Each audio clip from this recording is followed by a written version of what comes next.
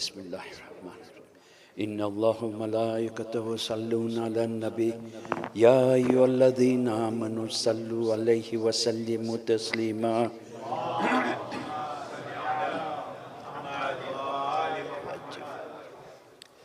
اللہ اکبر اللہ اکبر اللہ اکبر اللہ اکبر جل جلالہ کبیرہ اشہد ان لا الہ الا اللہ وحدہ لا شریک له اشہد ان لا الہ الا اللہ وحدہ لا شریک له اشہد ان محمد رسول اللہ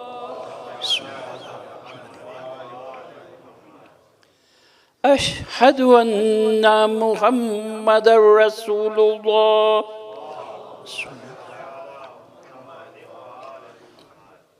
اشہد ان امیر المؤمنین و امام المتقین علی ولی اللہ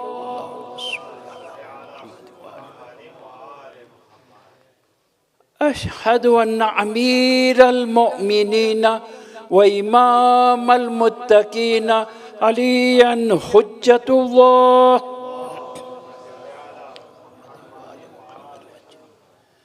حي على الصلاة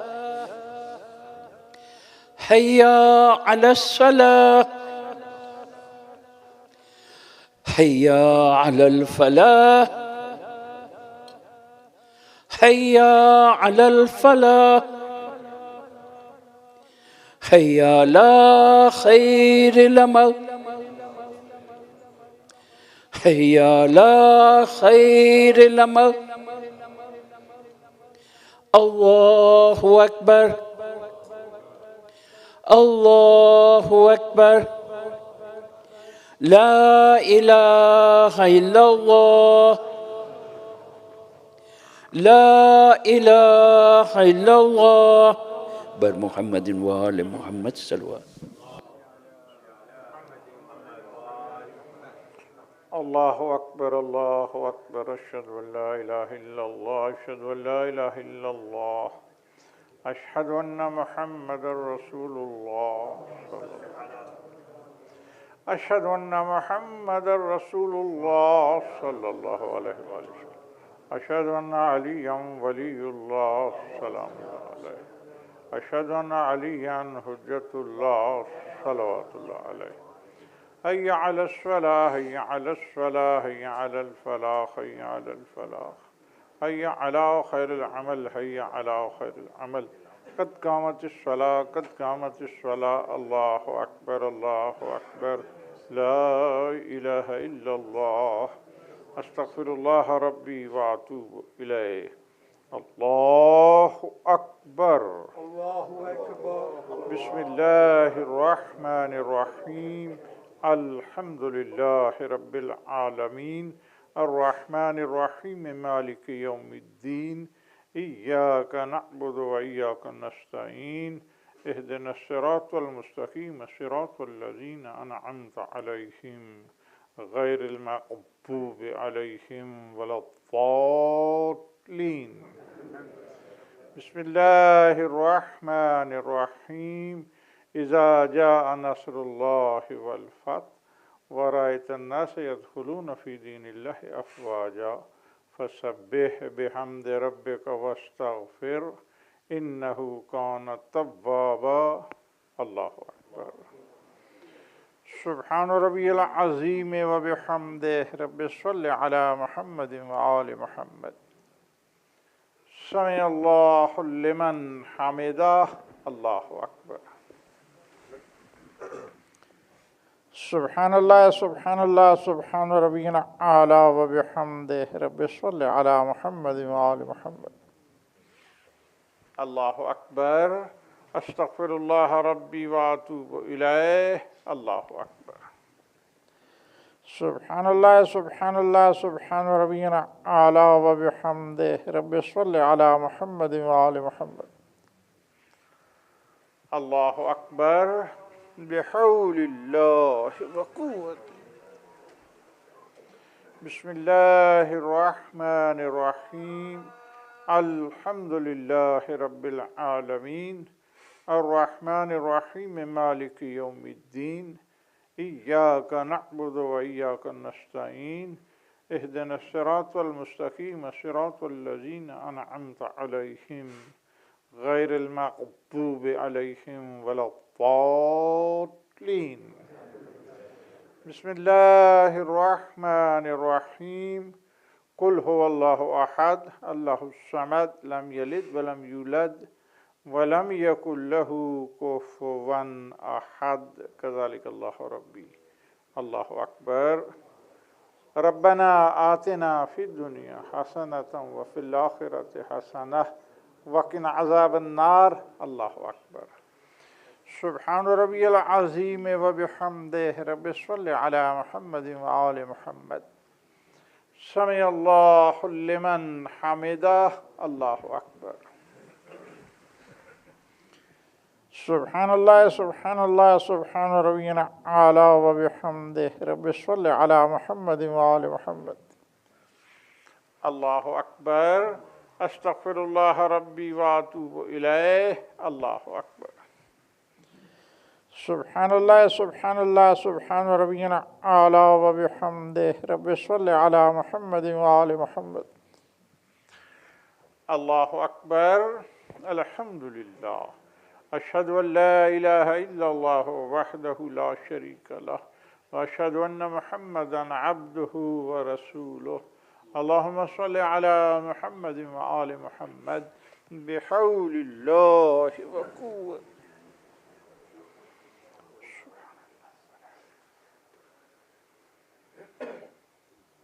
سبحان اللہ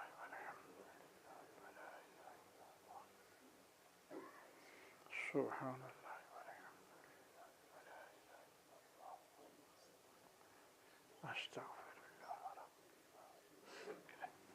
اللہ اکبر. سبحان ربی العظیم و بحمدہ رب صلی علی محمد و آل محمد.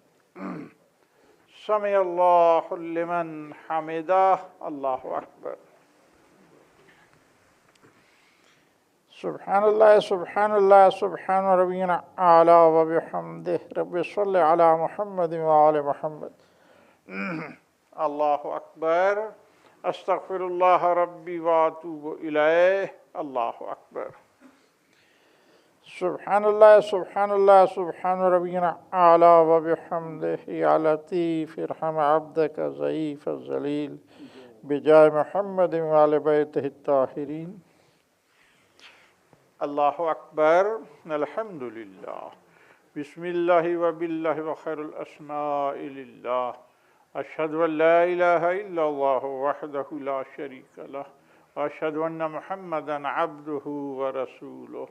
اللہم صلی علی محمد و آل محمد. السلام علیک ایہا النبی ورحمۃ اللہ وبرکاتہ. السلام علینا وعلی عباد اللہ الصالحین. السلام علیکم ورحمۃ اللہ وبرکاتہ. اللہ اکبر اللہ اکبر اللہ اکبر. لا الہ الا اللہ. اللہم صل علی محمد و آل محمد. اللہم صل علی محمد و آل محمد.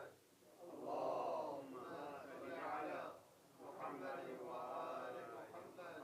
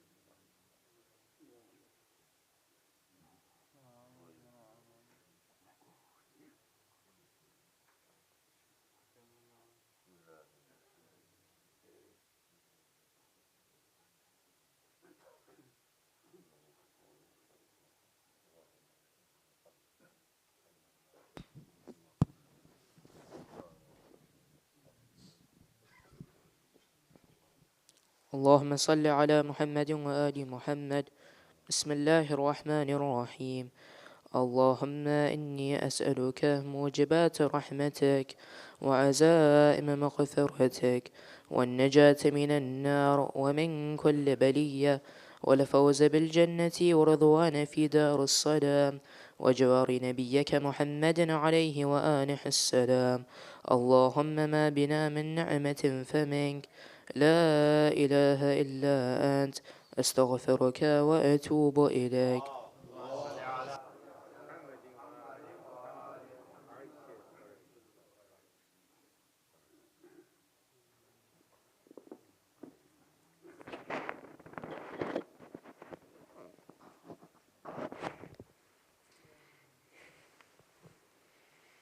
الله أكبر الله أكبر أشهد أن لا إله إلا الله أشهد أن لا إله إلا الله أشهد أن محمد رسول الله أشهد أن محمد رسول الله صلى الله عليه وسلم أشهد أن عليا ولي الله أشهد أن عليا حجة الله حي على الصلاة حي على الصلاة حي على الفلاح حي على الفلاح حي على خير العمل حي على خير العمل قد قامت الصلاة قد قامت الصلاة الله أكبر الله أكبر لا إله إلا الله أستغفر الله ربي وأتوب إليه.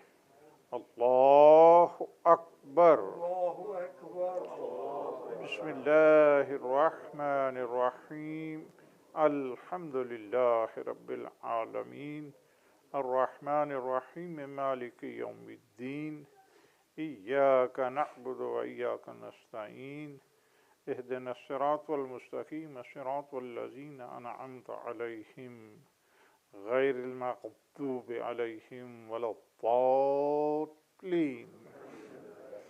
بسم الله الرحمن الرحيم والعصر إن الإنسان لفي خسر إلا الذين آمنوا وعملوا الصالحات وتواصوا بالحق وتواصوا بالصبر.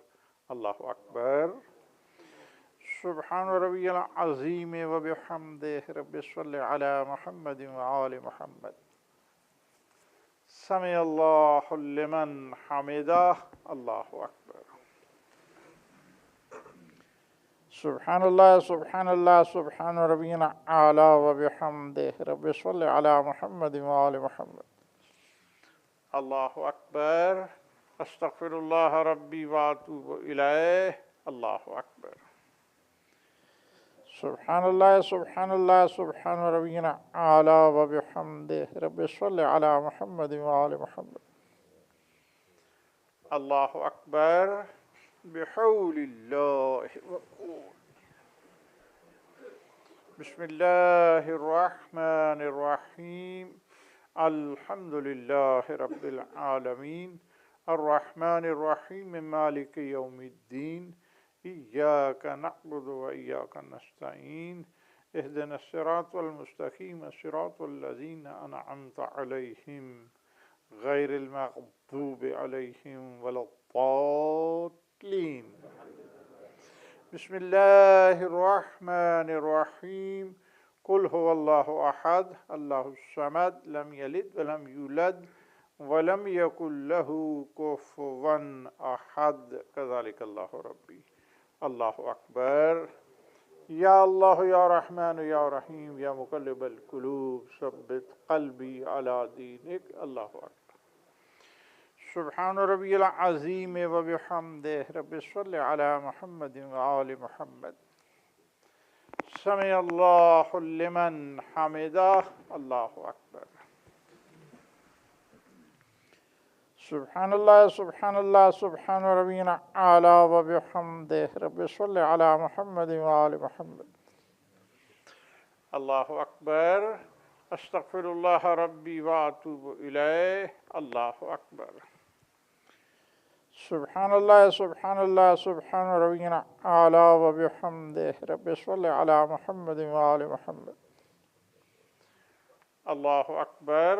الحمد لله أشهد أن لا إله إلا الله وحده لا شريك له وأشهد أن محمدا عبده ورسوله اللهم صل على محمد وآل محمد بحول الله وقوة.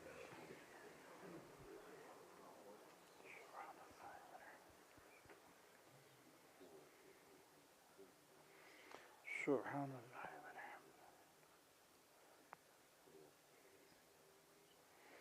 سبحان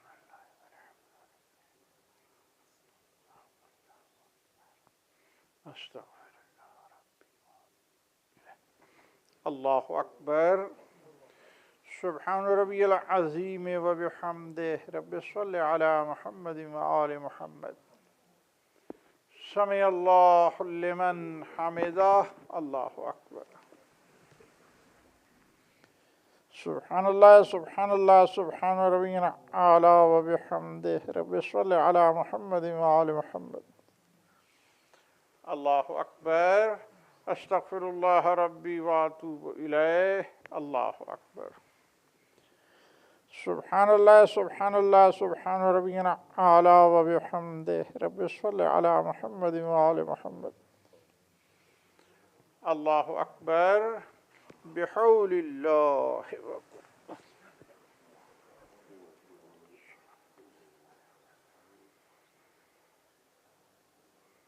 سبحان الله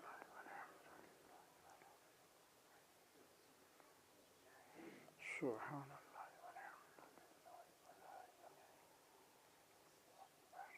أستغفر الله أكبر. سبحان ربي العظيم وبحمده. رب صل على محمد وآل محمد. سمع الله لمن حمده. الله أكبر. سبحان الله سبحان الله سبحان ربي الأعلى وبحمده. رب صل على محمد وآل محمد. الله أكبر. أستغفر الله ربي وأتوب إليه. الله أكبر. سبحان الله سبحان الله سبحان ربي الأعلى وبحمده. يا ولي العافية نسألك العافية عافية الدنيا والآخرة بجاه محمد وآل بيته الطاهرين. الله أكبر. الحمد لله. بسم الله وبالله وخير الأسماء لله. أشهد أن لا إله إلا الله وحده لا شريك له وأشهد أن محمدا عبده ورسوله. اللهم صل على محمد وآل محمد. السلام عليك أيها النبي ورحمة الله وبركاته. السلام علينا وعلى عباد الله الصالحين. السلام عليكم ورحمة الله وبركاته. الله أكبر الله أكبر الله أكبر. لا إله إلا الله.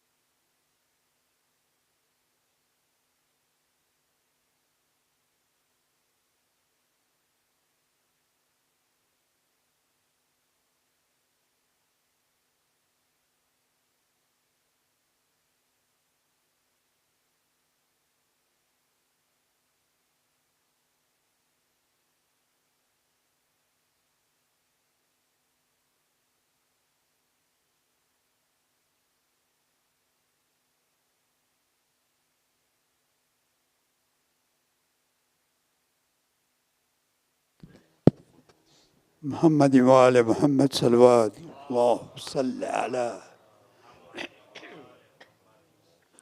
بسم الله الرحمن الرحیم بحق محمد وآل محمد. આપણા જે ભાઈઓ બહેનો બચ્ચાઓ બીમાર હોય, ખાસ કરીને એક મોમિનભાઈ મુર્તઝાભાઈ હબીબ અબ્દુલ રસૂલ બીમાર છે. આપણે દુઆ કરે કે અલ્લાહ લોકો બધાને શફા દે, બધાની તકલીફો દૂર થાય. આપણા આલિમો મરજા મોમિનીન ને મોમિનાત દુનિયામાં જ્યાં બી હોય, યા અલ્લાહ તો અલકાને ઇબ્ઝો અમાનમાં રાખ, અમારી બધી હાજતો પૂરી કર, અમારા ઇલ્મમાં વધારું કર. એવી દુઆ સાથે આપણે બધા સાથે 5 ફેરે અમ્મા યુજીબુ પડીએ. ઔઝુ બિલ્લાહિ મિનશ શૈતાનિર રજીમ. બિસ્મિલ્લાહિર રહમાનિર રહીમ. أَمَّنْ يُجِيبُ الْمُضْطَرَّ إِذَا دَعَاهُ وَيَكْشِفُ السُّوءَ أَمَّنْ يُجِيبُ الْمُضْطَرَّ إِذَا دَعَاهُ وَيَكْشِفُ السُّوءَ أَمَّنْ يُجِيبُ الْمُضْطَرَّ إِذَا دَعَاهُ وَيَكْشِفُ السُّوءَ أَمَّنْ يُجِيبُ الْمُضْطَرَّ إِذَا دَعَاهُ وَيَكْشِفُ السُّوءَ أَمَّنْ يُجِيبُ الْمُضْطَرَّ إِذَا دَعَاهُ وَيَكْشِفُ السُّوءَ. سورة فاتحة شفاء المرضى ودفن البلاء.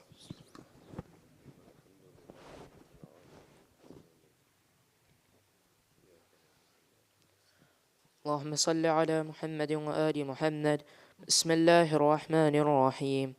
اللهم إنه ليس لي علم من موضع رزقه، وإنما أطلبه بخطرات تخطر على قلبه، فأجول في طلبه البلدان، فأنا في معنى طالب كالحيران، لا أضرع في سحل هو أم في جبل، أم في أرض أم في سماء أم في بر أم في بحر، وعلى يدي من ومن قبل من، وقد علمت أن علمه عندك وأسبابه بيدك، وأنت الذي تقسمه بلطفك وتسببه برحمتك.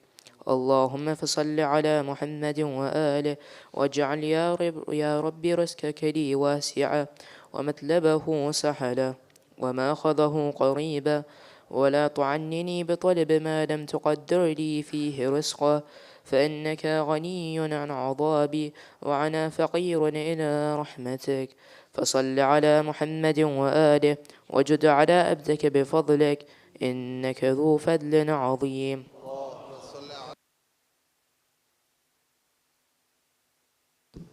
Holy Quran.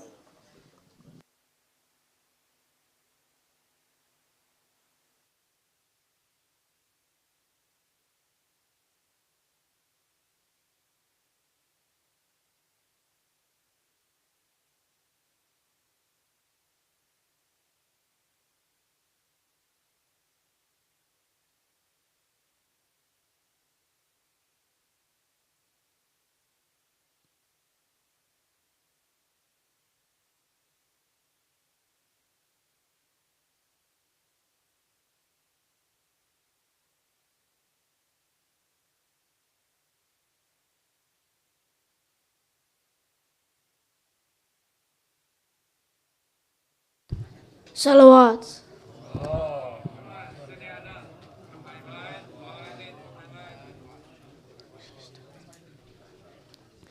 أعوذ بالله من الشيطان الرجيم.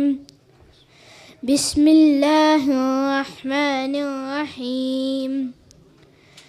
وألقى في الأرض رواسي أن تميد بكم وأنهارا وسبلا لعلكم تهتدون، وعلامات، وبالنجم هم يهتدون. أفمن يخلق كمن لا يخلق، أفلا تذكرون. وإن تعدوا نعمة الله لا تحصوها، إن الله لغفور رحيم. والله يعلم ما تسرون وما تعلنون والذين يدعون من دون الله لا يخلقون شيئا وهم يخلقون أموات غير أحياء وما يشعرون أيان يبعثون إلهكم إله واحد فالذين لا يؤمنون بالآخرة قلوبهم منكرة وهم مستكبرون لا جرم أن الله يعلم ما يسرون وما يعلنون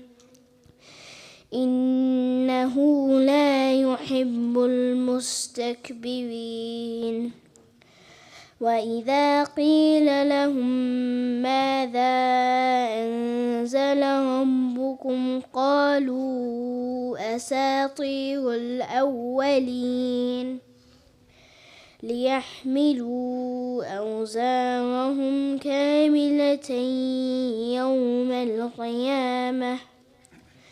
يوم القيامة ومن أوزار الذين يضلونهم بغير علم ألا ساء ما يزرون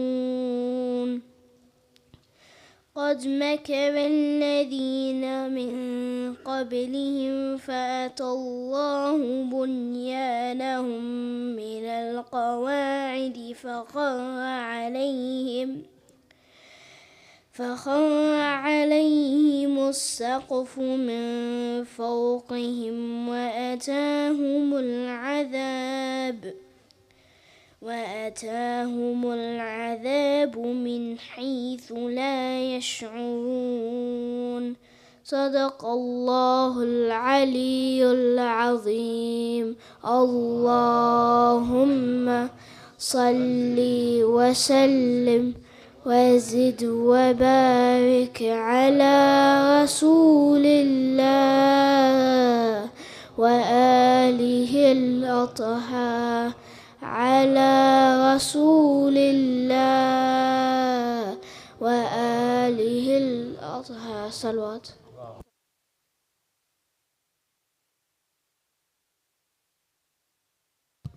Hassan. صلوا على محمد وآل محمد. Brothers and sisters, Assalamu alaikum wa rahmatullahi wa barakatuh. Today, Sunday, the 24th of September 2023, is the eve of the 8th of Rabiul Awwal, 1445. Announcements for today are as follows.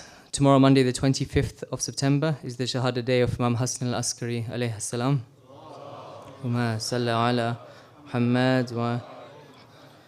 The ladies' morning majlis will start at 10 a.m. with Quran, the majlis in English and Gujarati by Zakira Banin Mirali. Tomorrow Monday evening is the eve of Eid al-Zahra. The program will start at 8 p.m. with Salat al-Maghribain and the majlis by Shaykh Anwar Jaffer. Program information for our programs can be found via our WhatsApp service or online at the Hujjat website. You are kindly requested to please dispose of all of your rubbish in the bins provided. Car park announcement: if you've parked in the rugby, please remember to pay the £1 charge, either via the boxes provided or the card machines at the Treasury desk. And lastly, you are kindly requested to keep your mobile phones on silent and please keep your belongings with you at all times. Brothers, just before we continue with the program, there's lots of space at the front, so just in order to avoid any disruption later on during the lecture, if I can just ask you to move forward and just fill these spaces so the latecomers can come in from the back. Sallu ala Muhammad wa ali Muhammad. Sallu ala Muhammad wa ali Muhammad. We'll continue the program with Murthia by Brother Haider Virji. Please welcome with salawat ala Muhammad wa ali Muhammad.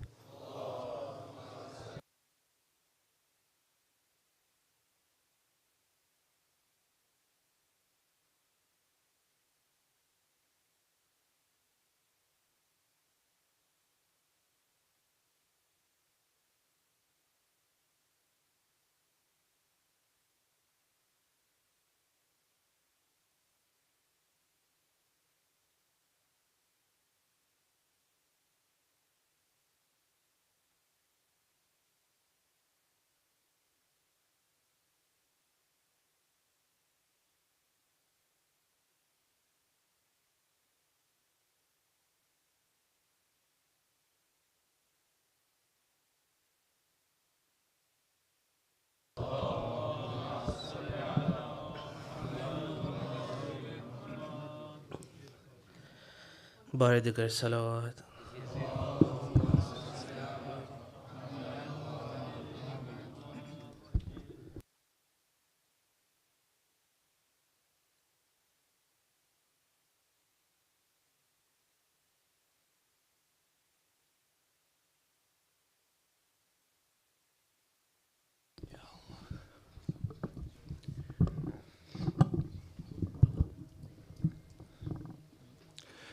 اور محمد وآل محمد صلوات.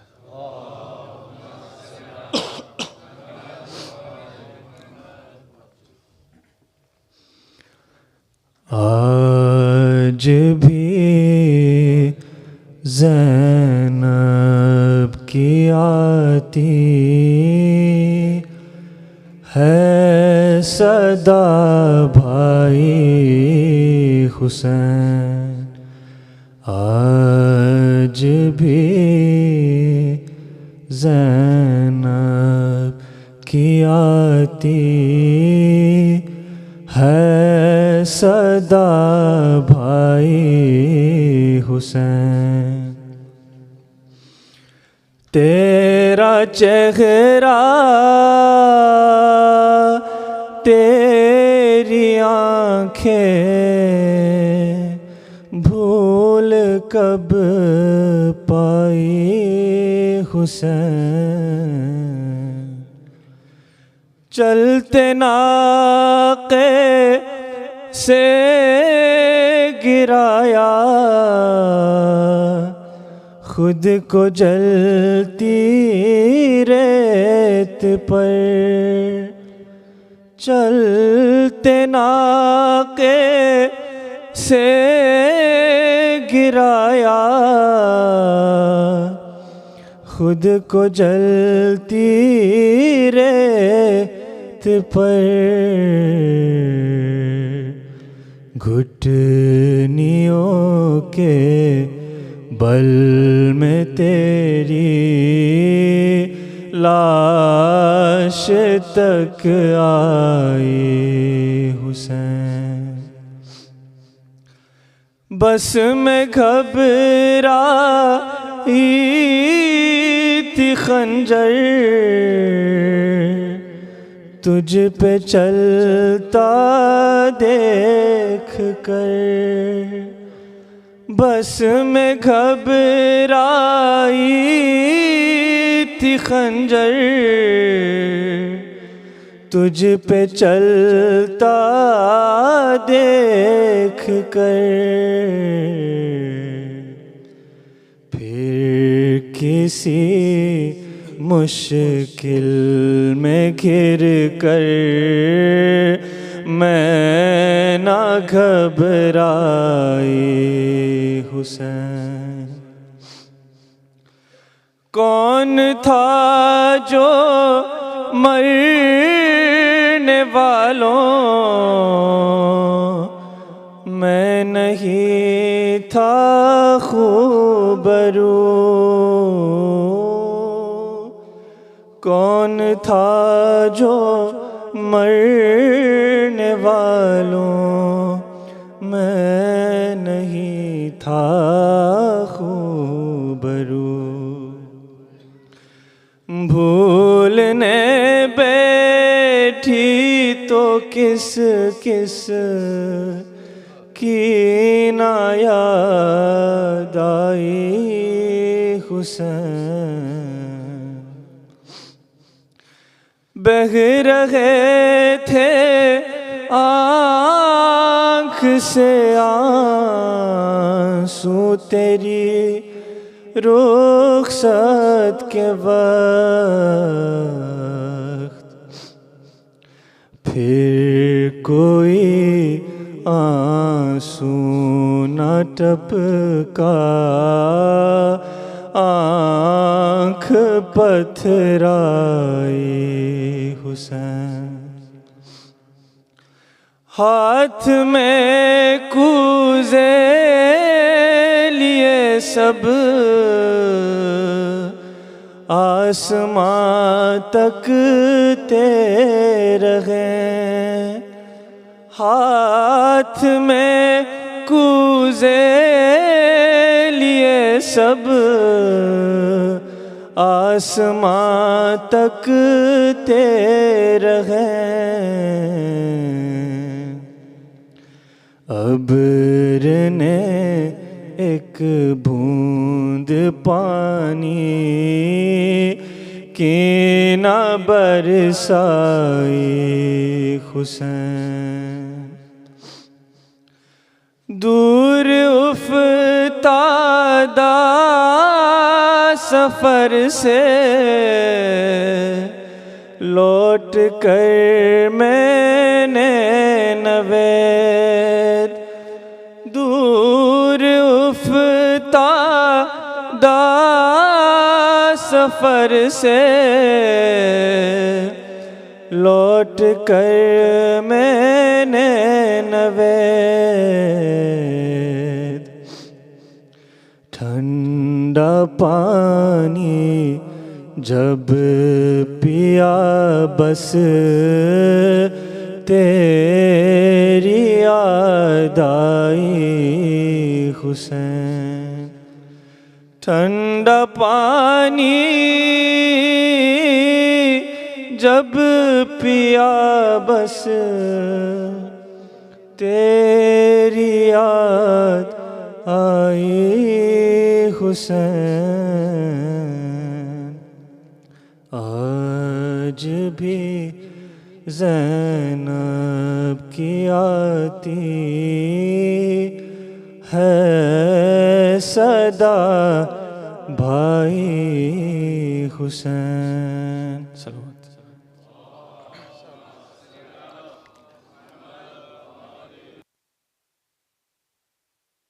Hassan. Our main lecture for tonight will be given by Shaykh Anwar Jaffer. Please welcome with salawat, salam Muhammad wa ali Muhammad.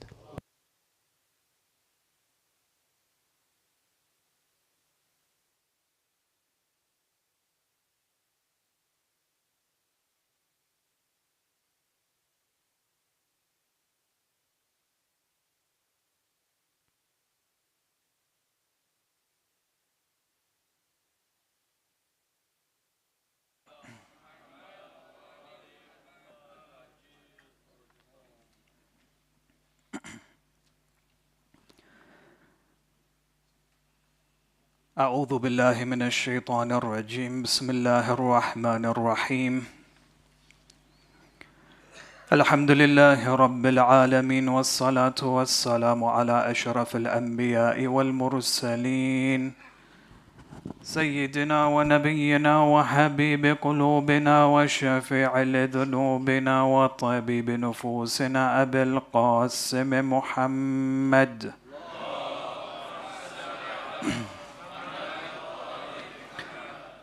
والصلاة والسلام على أهل بيته الطيبين الطاهرين المعصومين المظلومين، ولعنة الله على أعدائهم أجمعين إلى قيام يوم الدين.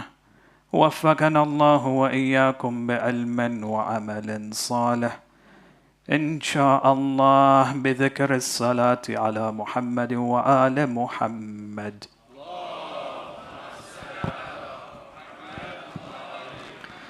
أما بعد، فقد قال الله الحكيم في كتابه الكريم: بسم الله الرحمن الرحيم. أفحسبتم أنما خلقناكم عبثا وأنكم إلينا لا ترجعون. آمنا بالله. صدق الله العلي العظيم. اللهم صل على محمد وعلى محمد. Respected elders, brothers and sisters, Assalamu alaikum wa rahmatullahi wa barakatuh. Our condolences to the Imam of our time, Ajjalallahu ta'ala farajahu sharif. Allahumma salli ala Muhammad wa ala Muhammad. Over the death anniversary of his holy father, Imam Hassan al-Askari, salawatullah wa salamuhu alayhi.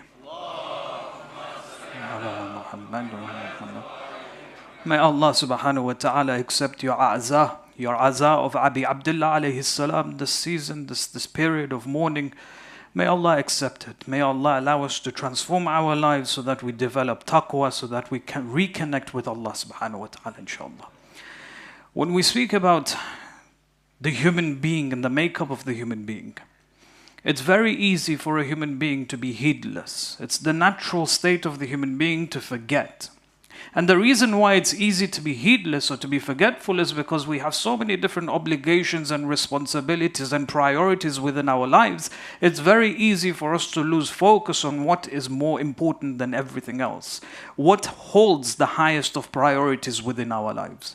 And so gatherings like these, the majalis of the Ahlul Bayt alayhim salam, is significant, it's imperative so that we can get together and understand what exactly our priority is as long as we are alive and a part of this dunya. And so Allah subhanahu wa ta'ala mentions within the verse, He says, do you believe or do you think or do you assume that you have been created just for play? You look at the human being is a makeup of all sorts of different desires. It has a variation of different desires. He says, do you think that the purpose of your creation is to meet and satisfy your desires so that you become satiated? And that one day you will not return back to us? Now it's very, very significant because if you have an ideology that you live your life through, that you are only physical and there is no spiritual entity alongside your physical being, then you would come to the conclusion that life is meaningless, that life has no purpose. And so, as long as I'm alive, my core duty and responsibility is to satiate my desires as much as I can. But then Islam steps in and says, no, you as a spiritual human being, you have an obligation not just to look after your physical body, but to also look after your spiritual body as well. So that the moment you depart from this world, you can be in the state of jubilation, you can be in the state of happiness, in a state of success. With regards to the Imam alayhi salam, they say one day, Bahlul. Is this the same Bahlul as we hear from the time of Harun al-Rashid? Perhaps. The reason being is because when you look at the history of the Imams, Imam al-Jawad alayhi salam, Imam al-Hadi alayhi salam, Imam Hassan al-Askari alayhim salam, Allahumma salli ala Muhammad wa ala Muhammad. Except for the 8th holy Imam, you find that all 3 of these Imams, their death was very much premature. They became Imam at a young age, but they were also assassinated at a young age. So 3 generations happen at a very limited or a very small time frame. So perhaps it is reasonable to believe that this is the same Bahlul. Now Sayyid al-Mar'ash in his kitab, in his book al-Haq, he mentions this particular event attributed to the Imam alayhi salam. He says Bahlul is one day walking in the street and he sees a group of children playing. They have toys, they're playing with their toys, they're in the state of happiness, jubilation, so on and so forth. He says, I saw all of them who are happy except for one child. And this child, it's as if he was in the state of grief. He was not happy, but not sad, but he was grieving, as if crying. So I approached him and I thought that maybe, this child had a toy that he lost or it had become broken or whatever. So he says to the child, he says, come, I'll buy you a toy. Whatever you want, I'll buy it for you. The pity of Bahlul towards this child. And the child replies to Bahlul. He says, Ya qalil al-aql, a person who has low intelligence. He says, Ya qalil al-aql, do you think that we have been created for la'ab? That we've been created just to simply play and pass our time? So Bahlul, he prods this young man. He says, well, why have we been created? So the child replies, he says, we have been created because of ilm wal ibadah. That beautifully summarizes the entirety of Islam. Ilm and ibadah. Gain knowledge for the sake of Allah subhanahu wa ta'ala. Use that knowledge to worship Allah subhanahu wa ta'ala. It's a beautiful summary. 2 words. Ilm wal ibadah. So Bahlul probes even further. He says, well, what's your evidence for this? So the Imam alayhi salam, as a young man, as a young child, he responds with the ayah of the Holy Quran. أَفَحَسِبْتُمْ أَنَّمَا خَلَقْنَاكُمْ أَبَثًا وَأَنَّكُمْ إِلَيْنَا لَا تُرْجَعُونَ. Do you think that we have created you for the sake of play, for the sake, without any purpose, without any meaning, and that one day you will not return to us? So Bahlul now is thinking to himself, this is a young child who has been able to give me a message, Quranic message, describing the entire philosophy of life, maybe perhaps he can admonish me. Maybe perhaps he can give me a piece of wisdom. So he then asks the child, he says that I can see that you're a child of knowledge and wisdom. Tell me or give me something that, give me a piece of advice, admonish me, tell me something. So the Imam begins to recite lines of poems or lines of poetry. At least 2-3 lines the Imam begins to deliver to Bahlul. He says, أَرَى الدُّنْيَا تُجَحِّزُ بِإِنْتَلَاقِ مُشَمِّرَةً عَلَى قَدَمٍ وَسَاقٍ. He says, I can see the world. In nature, the world is transient, and I can see that the world is leaving. How is the world leaving? He says, the world is running away from us. فَلَا الدُّنْيَا بِبَاقِيَةِ لِحَيٍّ وَلَا حَيٌّ عَلَى الدُّنْيَا بِبَاقٍ. The world will not stay behind for any person, nor will any person remain in this world. Both are transient. Both are limited. Do not live your life thinking the world is in your hands. The world will not stay behind for you, nor will you stay in perpetuity within the world. And then he goes on to say, كَأَنَّ الْمَوْتَ وَالْحَدَثَانِ فِيهَا إِلَى نَفْسِ الْفَتَى فَرَسَ سِبَاقٍ. He says, it's as if death and day and night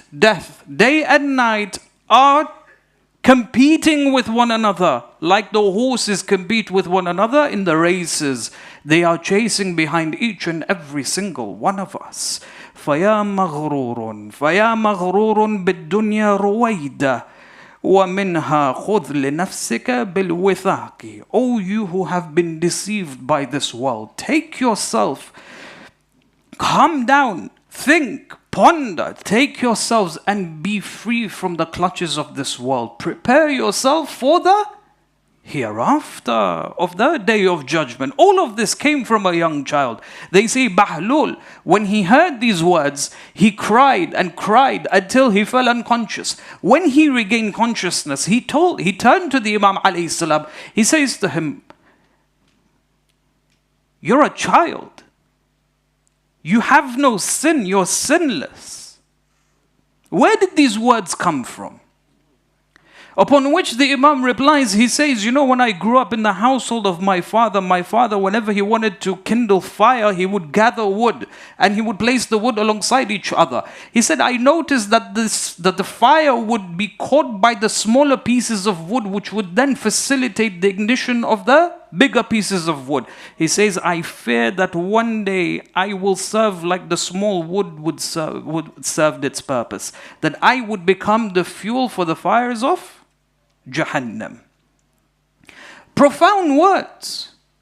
You see, this idea of living our lives with the mindset, with the thought of the day of judgment, that is very, very powerful in establishing spirituality within our lives. It guides us to always always work towards good, never to adhere to any sins. One of the secrets of abstaining from sins is to always think about death and the hereafter. It's a very profound concept. The values that we can take and extract from the Imams as well as the religion of Islam to always prepare ourselves or be in the state of preparation of the day of judgment, that can truly transform our lives. That is what gives us or facilitates for us happiness and success both in dunya as well as in the hereafter. Do not think even for a moment that happiness and freedom comes from secular society or secular values. Freedom comes from adhering to the precepts of Islam. The moment you become a slave of Allah by constantly thinking about the hereafter, you will be free within dunya as well as in akhirah. If you believe that secular values can give you freedom the way it promises and the way it markets itself, one day, by the way, we've already seen signs. We're seeing today signs of failure of such a system.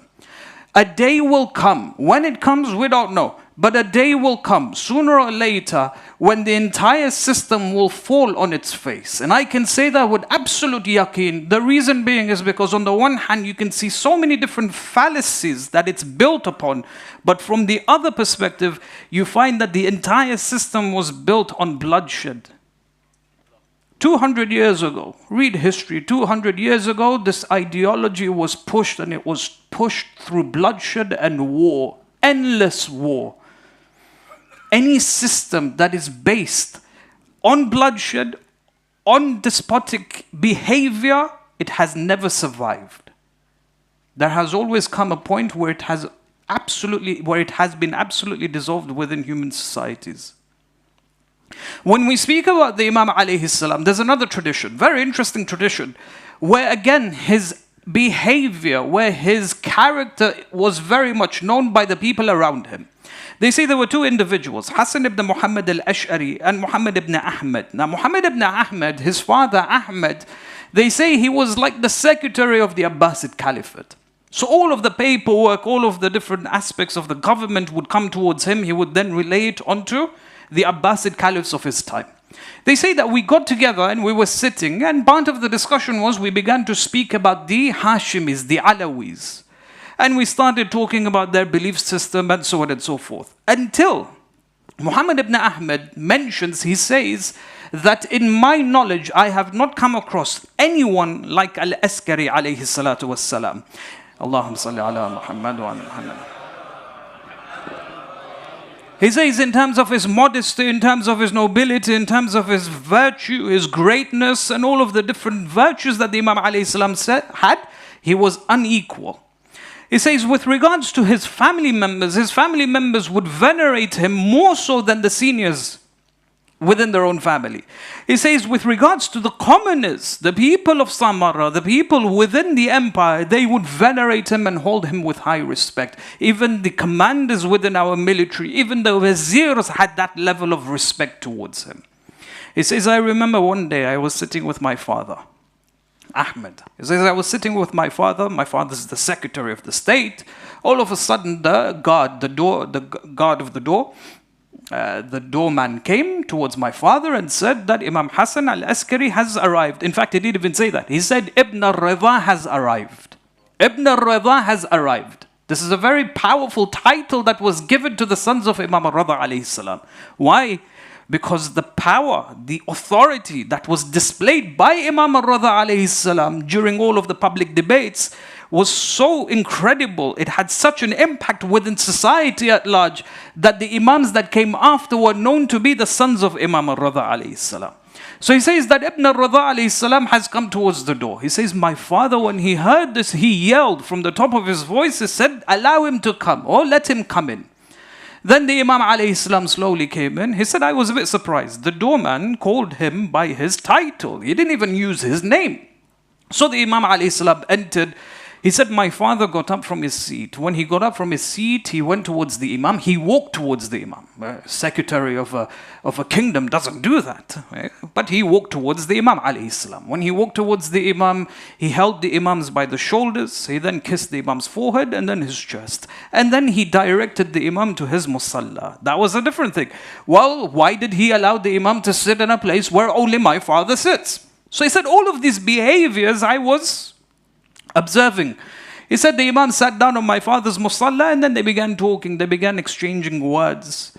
And then all of a sudden, the doorman again comes and he says that Muwaffaq al-Abbasi has arrived. Now Muwaffaq al-Abbasi is the brother of the caliph of the time. Whenever the caliph would come, or whenever the brothers or the relatives of the caliphs would come, they would come with an entourage. Yes, they would have all of the different guards and security with them. And what would be traditional at the time was they would enter the palace or wherever the place is, and they would create two columns. So the guards would stand on both sides, and then they would create a path for the prestige person, the celebrity, whoever it is, to then walk in between them. He said that as the guards were coming in and as the soldiers were now aligning themselves, forming these two columns, my father was completely heedless. He was so engaged in this conversation with Imam al-Askari alayhi salam, he wasn't noticing what was going on. And in the course of the conversation, as he turns his head, he sees that the whole palace is filled with guards. So then he realizes that Muwaffaq is on his way. So he tells the Imam, he says to the Imam, he says, I think you should go now. And then he tells the doorman to take him out from a different exit. So so that doorman takes him out from a different exit. The Imam then leaves. Muwaffaq then comes and he carries on with his business and so on and so forth. Muhammad ibn Ahmad, he says that this event was so surprising to me that after the Imam left, I came towards the doorman and I said to him, who is this person that my father had such levels of veneration and respect for, that even you referred to him by his title and not his name? So the doorman replies that this is Ibn al-Radha, the son of Imam al-Radha alayhi salam. Allahumma salli ala Muhammad wa ala Muhammad. So that wasn't satisfying. At night, he says that usually my father had a habit that all of the reports would come to him. He would sit after Salah and he would go through all of the reports and kind of filter out all of the reports that were necessary for the Caliph to know. So when my father was alone, going through his work, I sat down with him. He says, when my father saw me sitting down, he says, my son, do you have any work for me? Like, do you have business with me? What is it that you want? He said, I want to ask you something. He says, ask. He says, who was that person that came in, that you got up from your seat, that you kissed and you hugged and you let him sit in your special place, your musalla, that you kept telling him, Ju'iltu fidak, may I be ransomed for you? He says, who was this person? So the father narrates, he says that he said that this person in specific is the son of Imam al-Radha alayhi salam. He said, I kept hearing this over and over again, but then my father fell into silence. I didn't say anything. I was silent. My father was silent. Then my father lifted his head and he said, my son, if the caliphate leaves the hands of the Abbasid, no one is worthy of it except this individual. Because of his virtue, because of his knowledge, because of his modesty, because of his asceticism, because of his worship and his high character, no one is worthy of it except him. He is Ahlul Khilafah. He said, I became worried. So when I became worried, I started to initiate my own investigation. So I spoke with the judges, I spoke with the commanders, I spoke with the military, I spoke with this person and that person. All of them came to the same conclusion with regards to who this individual was. This is Imam Hassan al-Askari alayhi salatu wassalam. Allahumma salli ala Muhammad. Now when we speak about Imam, there is an important discussion that is often spoken of when we speak about Imamah as a whole. The Imams had a responsibility not just to preserve the message of Rasulullah. One of the ways of doing so, in fact, one of the ways of preserving the true message of Rasulullah was to establish their hujjah upon the people. By doing so, they did so through generosity, they did so through, for example, their knowledge and so on and so forth. But by engaging with the people and establishing their hujjah, there were two objectives that they met simultaneously. By establishing their own hujjah, what they did was they established the hujjah that would come after them, but then at the same time also established the hujjah of those who came before them as well. So when you look into the history of the A'immah, and you can even find and relate to stories even amongst the Anbiya within the Quran, you'll find that they delegated tasks to their successors. They made it known to the people that after me, this is the person that you rely to or rely upon. So there are many circumstances. We see it in the life of the Holy Prophet and Amir al-Mu'mineen. The Imam would be given and delegated tasks by the Prophet. This was all an announcement to the people as to what his position is after the Prophet was to leave this world. And you can see it throughout the lives of the Imams alayhim salam as well. So one of their tasks was to facilitate the authority of the succeeding Imam. But then by establishing their own authority, they were able to establish the hujjah or the hujjah of the preceding Imams as well. In the case of Imam Hassan al-Askari alayhi salam, and this is quite significant, when he establishes his hujjah, his imamah was only 6 years. His imamah was only 6 years. 6 years is nothing, to be honest. Rasulullah spent 23 years and look what happened after his death. You expect Imam alayhi salam to establish a holistic system in only 6 years? So the Imam alayhi salam, by establishing his hujjah, he establishes the hujjah of the imams before him. So if, for example, someone new was to approach the Imam alayhi salam, and he understands the position of the Imam, the wealth of knowledge that he has, the connection he has with Allah subhanahu wa ta'ala, if the Imam was prematurely assassinated, then the person understands that he is part of a system. Just as how he is an authority today, there are those who held the same level of authority that came before him. And what that does is it creates a system. It creates a safe system for the person to then rely on the teachings of the preceding imams and to adhere to them as well. And to understand that there is a deluge of information that has been sourced from the imams of the Ahlul Bayt alayhim salam. Now when you have a plethora of different informations coming from all different sorts of scholars within the Muslim Ummah, you have, for example, people and individuals who established their own ijtihad and they were interpreting the Quran left, right and center, engaging in fiqh, creating new laws, establishing fatwas and so on and so forth. You realize that all of these opinions become or are rendered valueless except for the opinions that have come from the Ahlul Bayt alayhim salam.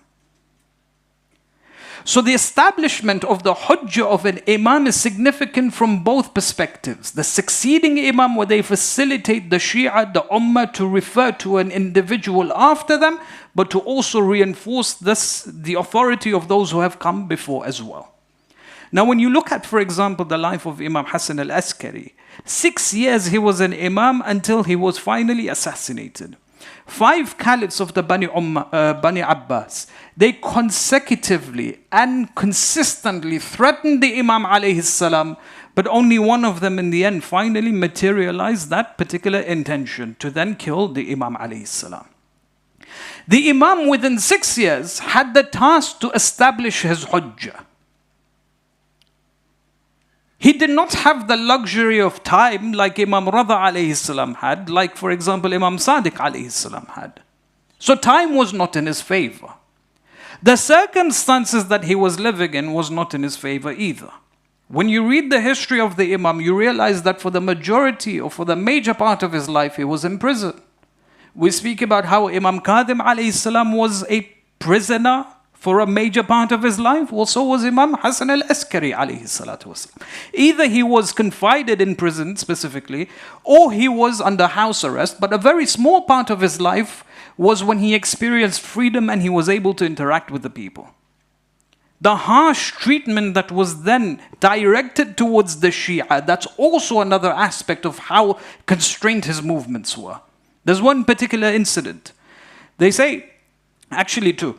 Uthman ibn Sa'id al-Amri, or al-Amiri, one of the 4 Nawa'ib of Imam al-Mahdi, Ajjalallahu ta'ala farajahu al-Sharif. According to the narrations, they say he was an oil seller. He was an oil seller. So whenever, for example, the Imam had khums to then distribute to the Shia community, he would do it through this particular individual. And this person would then spread the khums around, spread the charity around, through concealing it through his oil containers and so on and so forth. So that was the difficulty. It wasn't done openly, but it was done in very much secrecy. You have another example, Dawood ibn Aswad. They say Dawood ibn Aswad was one of the servants of the Imam alayhi salam. His task was to prepare wood or to bring wood for the Imam so that the Imam could then heat water and so on and so forth. It says one day the Imam alayhi salam asked of me of a wood that was round, long and thick, similar to the woods that you would use on a door or something like that. So I prepared the wood for the Imam alayhi salam. The Imam then gave it back to me and said, go and deliver it to Uthman ibn Sa'id. Take the piece of wood and deliver it to Uthman ibn Sa'id. So he said, I went towards Uthman ibn Sa'id, but as I was on the way, en route, there was an animal, a mule, a water carrier that was blocking the path. And I couldn't go around. So the water carrier asked me for my help. So what did I do? I went towards the mule and I struck it with my stick. So when I struck the animal with the stick broke. When it broke, I saw that there was a letter hidden within it. So when I saw the letter, I quickly took the piece of stick and I hid it. I apologized to the man, I turned around and I quickly returned to the Imam alayhi salam.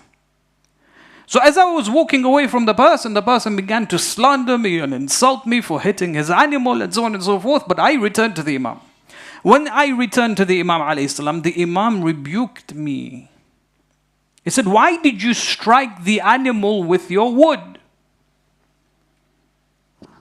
He says, I didn't know there was a letter inside the wood, the piece of wood. The Imam said to him, you were forced to apologize for something. And that's unacceptable. Because the region that we're living in is pure evil. The circumstances that we're living in is extremely difficult. It's challenging. You can't be caught like this. I gave you a simple task to deliver this piece of wood and not do anything else. So that gives you an idea of how difficult times were for the Imam alayhi salam, that in secrecy he had to send letters to his companions, and in secrecy tasks had to be done.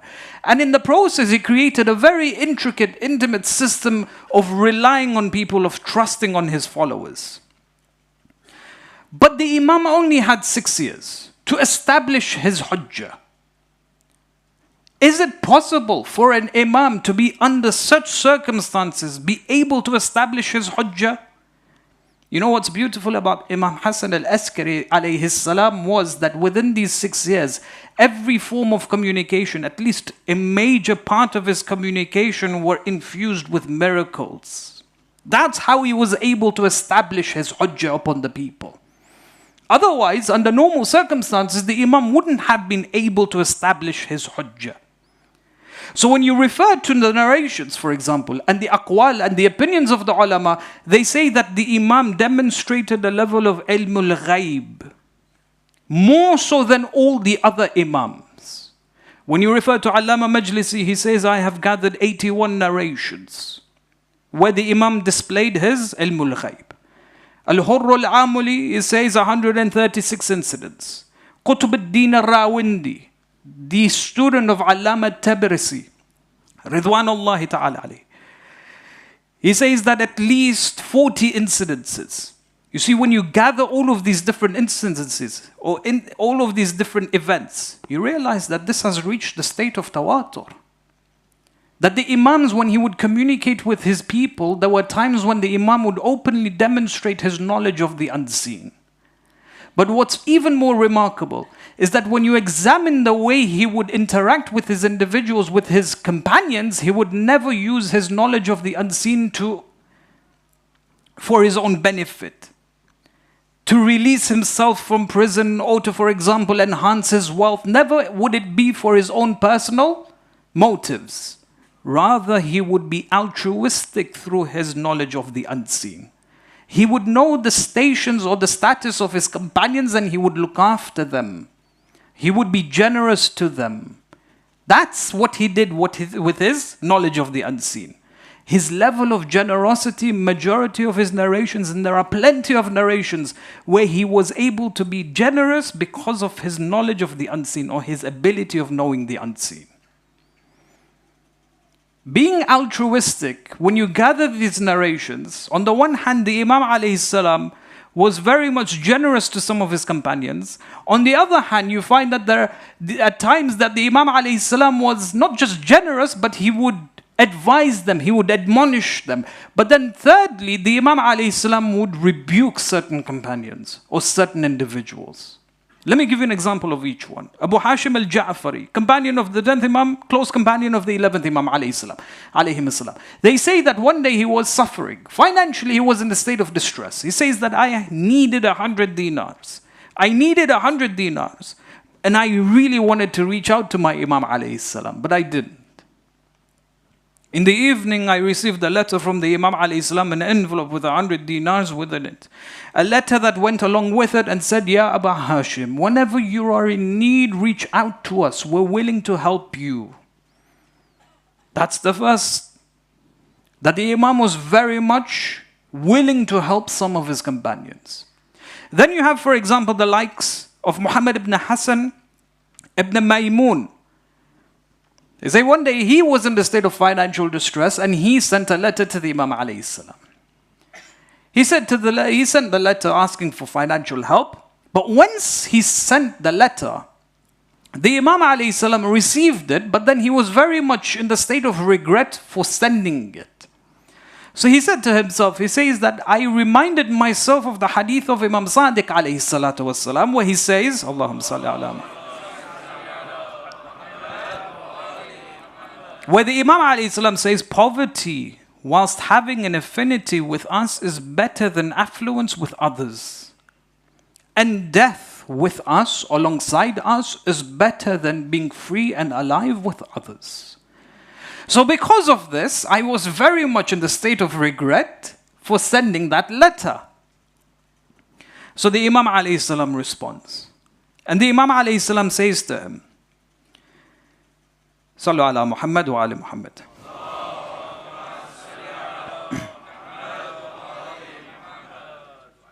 When the Imam sends a response, the attitude of the Imam or the perspective of the Imam is from one area. There's a lot to this discussion. I don't want to open up Pandora's box, but the Imam is approaching from one perspective. The Imam is saying that whenever our friends, our muwali, have exceeded a limit in terms of their sins, Allah entangles them with sin. Allah entangles them with poverty. Because of the levels of our sin, sometimes we see poverty because of it. Certain ni'mat are taken away from us. It says in the process, when we're suffering in poverty, Allah through His mercy overlooks the sins that we have committed. He said, you are right when you said that poverty with us is better than affluence with others. We are the sanctuary for those who seek refuge. We are the guardians of those who seek help from us.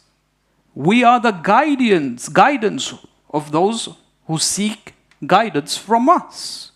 Turn to us, because whosoever loves us will see a lofty rank alongside Allah.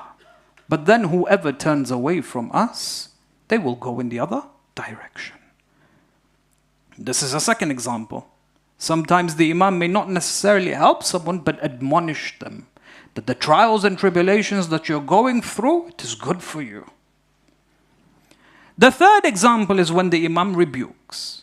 Ismail ibn Muhammad, he narrates, he says, one day I came towards the Imam. I was waiting in the street. The Imam was walking past, so I approached him. And I said to him, Yabna Rasulullah, I need 100 dinars. You know how the Imam responds to him? He says, you lie by swearing the name of Allah subhanahu wa ta'ala. He says, you're lying to me. And on top of that, you're swearing to Allah that you have no money. Because the person, he said that I have no money, I need 100 dinars, I don't have food for dinner, I don't have food for breakfast, I have nothing in my hands. And the Imam said, you're a liar and you're taking Allah's oath with it as well.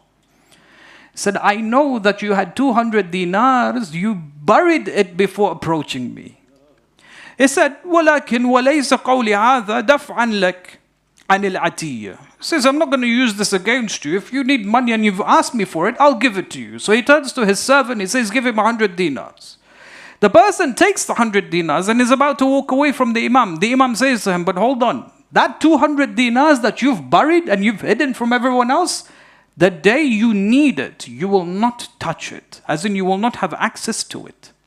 He says, first of all, the Imam ﷺ knew that I had buried 200 dinars when not a single person knew about it. And when he gave me this warning, I was shook. So what I did was I dug it up and I buried it somewhere else. You know it? Yes. So I buried it somewhere else. He said, after a while, when I was most in need of it, I went and I dug it up and I saw that it had been taken. It had been taken. I investigated who took my money. Then it turned out that my own son knew where I had buried the money. He took it and he escaped. He ran away. Is that indeed what the Imam ﷺ said had come, it transpired.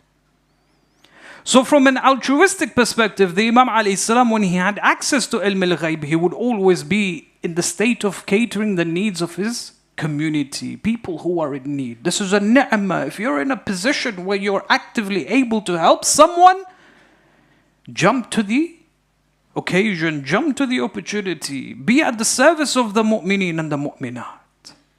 That is the most beloved aspect in the eyes of Allah subhanahu wa ta'ala. Someone's in distress, be the first to help them in any way whatsoever. We need to look after ourselves. As a community, we need to look after ourselves. Inna al-mu'minun al-ikhwa. The mu'mineen are like brothers, not just brothers like friends. We are blood brothers. There is a lot in common that we have in comparison to everyone else. There's a lot that we share with one another. We should be at the service of one another, inshallah. Secondly, the Imam alayhi salam, through ilm al-ghayb, through his ability to know the unseen, would prepare his community of the coming of al-Qa'im. They say that he created, Allahumma salli ala Muhammad wa ala Muhammad. One of the aspects in the life of the Imam alayhi salam was that he developed a system, a profound system, where people would only communicate with him through letters, nothing else. People didn't have the luxury to meet the Imam alayhi salam and talk to him physically, interact with him on a physical level. It was always through letters.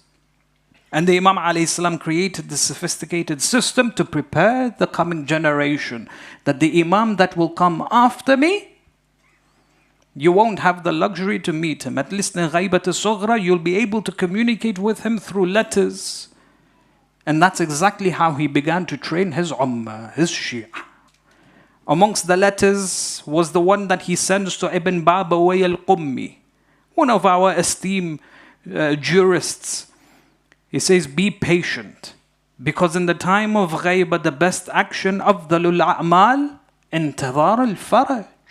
He says, be patient in this time, because the best action that a person can engage in is to actively wait for the reappearance of the Imam alayhi salam. He says that the Shia will enter a state of grief and sorrow until my son reappears. He is the same whom the Prophet has given glad tidings upon, that he will fill the earth with justice and equity the way it has been filled with oppression and injustice. He says, tell the Shias to be patient. Tell the Shia to be patient.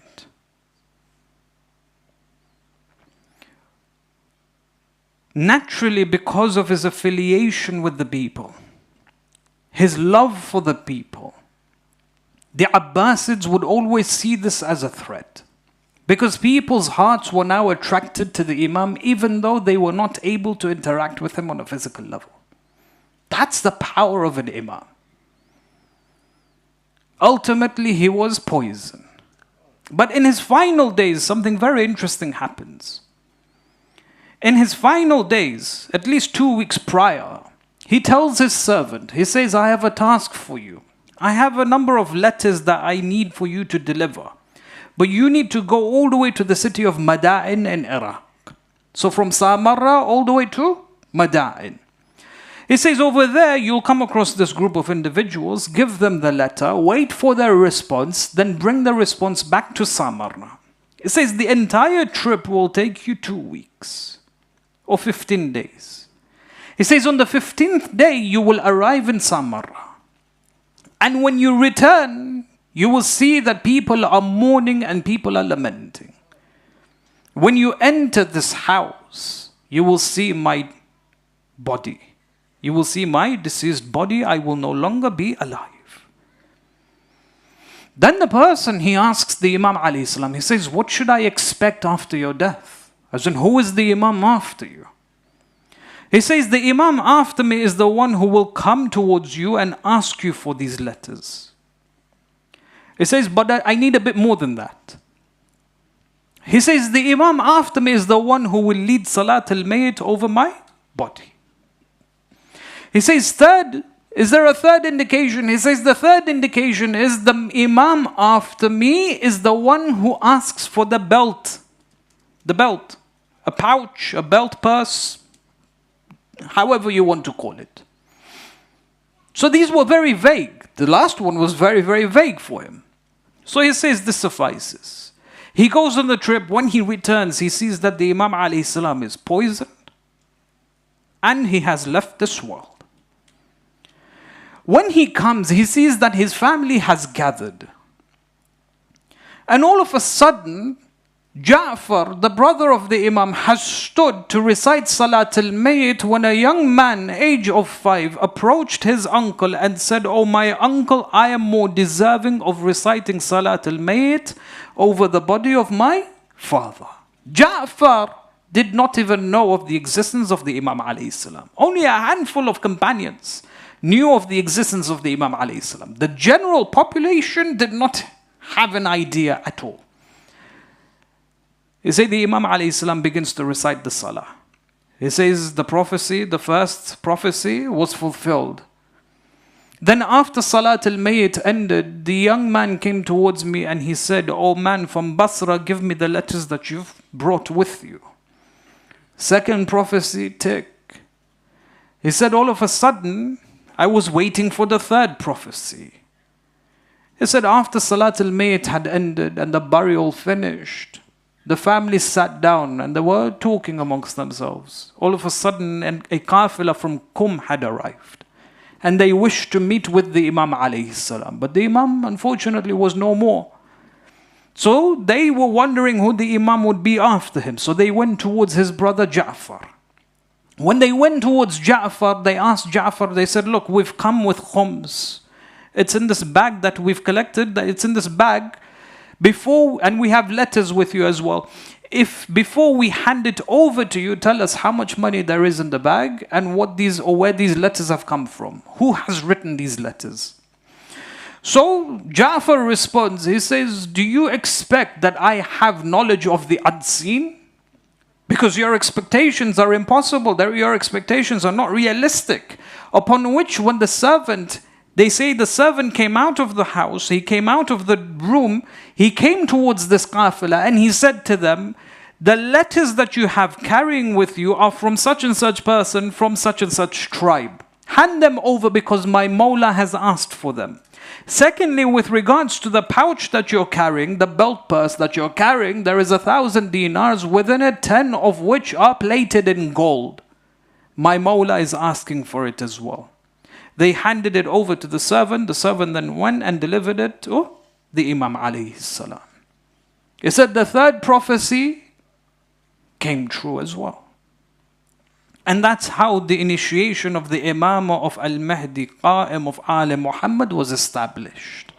Allahumma salli ala Muhammad wa ala Muhammad. But on a night like this, we find that even though the Imam alayhi salam was isolated in the city of Samarra, we say to Ibn Rasulullah, at least your son was there alongside you. And that there was a facility for your ghusl, for your kafan, as well as for your burial. Because there was one individual, when he was abandoned in the lands of Karbala, for 3 days there was no ghusl, kafan, or even dafn for him. That when Zainab leaves the city of Karbala, when she leaves the lands of Karbala, she turns to Rasulullah, she says, "Ya Rasulullah, hadha Husaynun bil-ara murammelum bid-dama." Ya Rasulullah, this is Aba Abdullah, abandoned in the sands of Karbala, drenched in his own blood.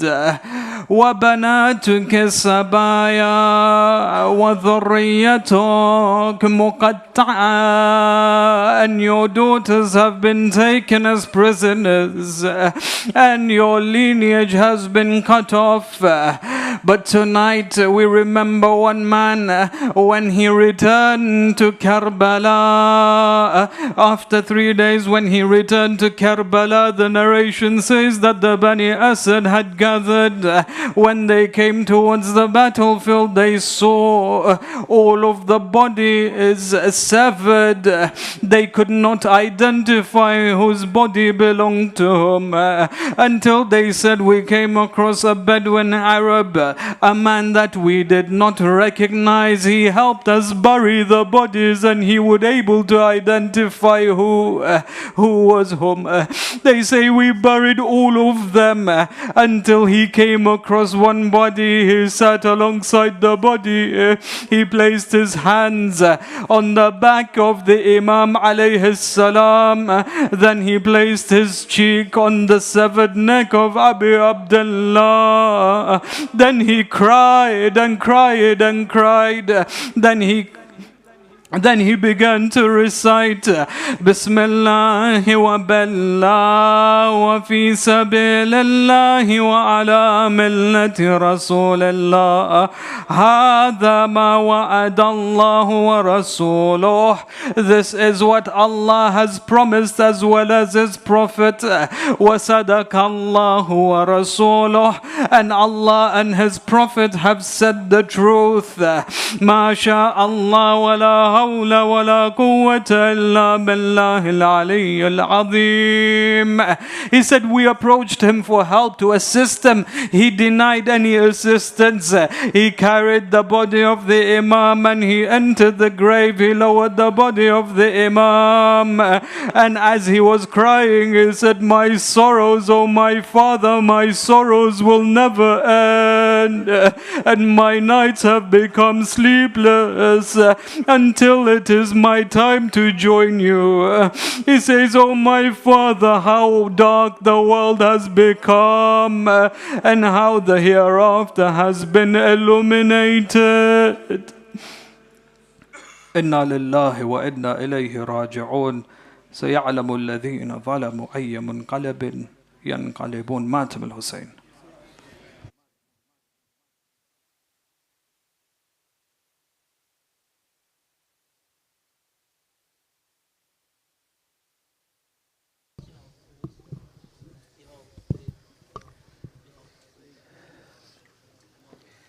کہتے تھے شاہ زمان بابا حسن عسکری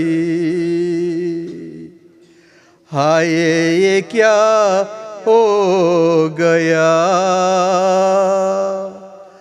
بابا حسن عسکری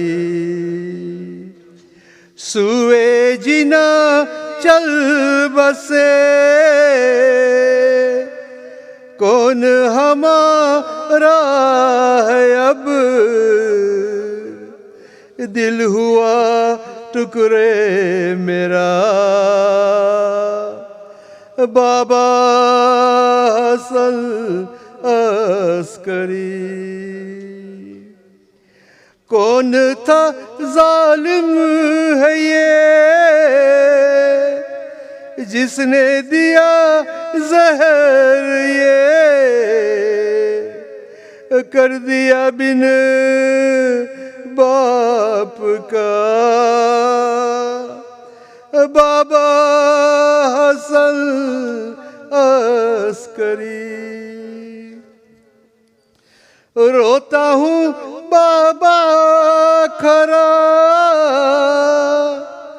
دیجو تسلی ذرا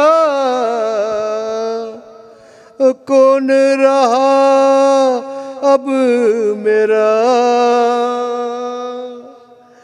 بابا حسن عسکری ظالم بے پیر اب مجھ کو ستائیں گے اب کیا کروں اب میں بلا بابا حسن عسکری کہتے تھے شاہ زمان بابا حسن عسکری ہائے یہ کیا ہو گیا بابا حسن عسکری ماتم حسین حسین یا حسین یا حسین حسین یا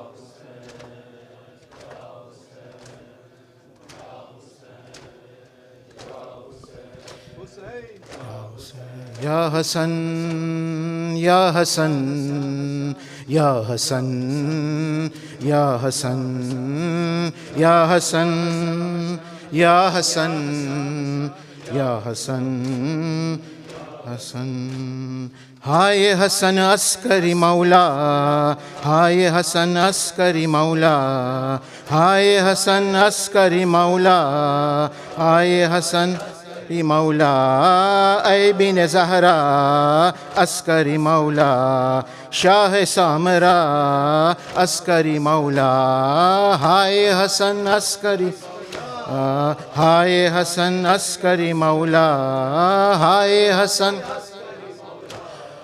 ہائے حسن ہائے قیامت کی گری آ گئی کیسی سایہ سے محروم تیرے ہو گیا مہدی ہائے قیامت کی گری آ گئی کیسی سایہ سے محروم تیرے ہو گیا مہدی ہو کے جدا روتا رہا آپ کا بیٹا اے میرے بابا عسکری مولا ہائے حسن عسکری مولا ہائے حسن عسکری ہائے حسن ہائے حسن ہائے کیسے اسیری کا ستم تم پہ ہوا ہے تیرے لیے گھر تیرا زندہ بنا ہے کیسے اسیری کا ستم تم پہ ہوا ہے تیرے لیے گھر تیرا زندہ بنا ہے مولا تیرا گھر میں ہوا دفن جنازہ ہائے غربتا عسکری مولا ہائے حسن عسکری مولا ہائے حسن عسکری ہائے حسن عسکری ہائے حسن سامرا ہر سال چلے آتے ہیں زوار آپ کے تابوت اٹھاتے ہیں عزادار سامرا ہر سال چلے آتے ہیں زوار آپ کا تابوت اٹھاتے ہیں عزادار فرش عذاب بچتا رہے گا دیجئے پرسا عسکری مولا ہائے حسن عسکری مولا ہائے حسن عسکری ہائے حسن عسکری مولا ہائے حسن مولا سارے عزاداروں کے لب پر یہ دعا ہے واسطہ تجھ کو تیرے بیٹے کا دیا ہے سارے عزاداروں کے لب پر یہ دعا ہے واسطہ تجھ کو تیرے بیٹے کا دیا ہے دل میں بسا روزہ تیرا مہدی کا بابا ہم کو بلانا عسکری مولا ہائے حسن عسکری مولا حسن عسکری مولا ہائے حسن مولا قیدی و مظلوم میرے 11ویں سرکار دینے کو پرسا تمہیں آئے ہیں عزادار قیدی و مظلوم میرے 11ویں سرکار دینے کو پرسا تمہیں آئے ہیں عزادار پلسا قبول ہو کرو میں اے میرے سردار ہوتی ہے دنیا عسکری مولا ہائے حسن عسکری مولا ہائے حسن ہائے حسن عسکری مولا ہائے حسن جب بھی تیرے نام کی ہوتی ہے یہ جو مجلس ساتھ میں زہرا کے چلی آتی ہے نرجس جب بھی تیرے نام کی ہوتی ہے یہ مجلس ساتھ میں زہرا کے چلی آتی ہے نرجس دیکھ ذرا محو بکا ہے تیرے زوجہ کرتی ہے نوحہ عسکری مولا ہائے حسن عسکری مولا ہائے حسن عسکری مولا ہائے حسن عسکری مولا ہائے حسن عسکری پردہ غیبت میں جو بیٹا ہے تمہارا بھیجے اسے جلد پریشان ہے دنیا پردہ غیبت میں جو بیٹا ہے تمہارا بھیجے اسے جلد پریشان ہے دنیا سن لو دعا بہر خدا وارث کعبہ ہے یہ التجا عسکری مولا ہائے حسن عسکری مولا ہائے حسن عسکری مولا ہائے حسن عسکری مولا ہائے حسن عسکری مولا مولا عزاداروں پہ بس اتنا کرم ہو نام تیرے چاہنے والوں میں رقم ہو کر دو عطا ہم کو صلہ نوحہ کا مولا خواب ہو پورا عسکری مولا ہائے حسن عسکری مولا ہائے حسن عسکری مولا ہائے عسکری مولا ہائے حسن عسکری مولا شاہ سامرا عسکری مولا اے بین زہرا عسکری مولا ہائے حسن عسکری مولا ہائے حسن عسکری مولا ہائے حسن عسکری مولا یا حسین یا حسین یا حسین یا حسین یا حسین یا حسین یا حسین یا سب مل کے یا حسین یا حسین ماشاءاللہ آخری پرسہ یا حسین یا حسین یا حسین یا حسین یا حسین یا حسین اے یا حسین یا حسین یا حسین یا حسین یا حسین یا حسین یا حسین یا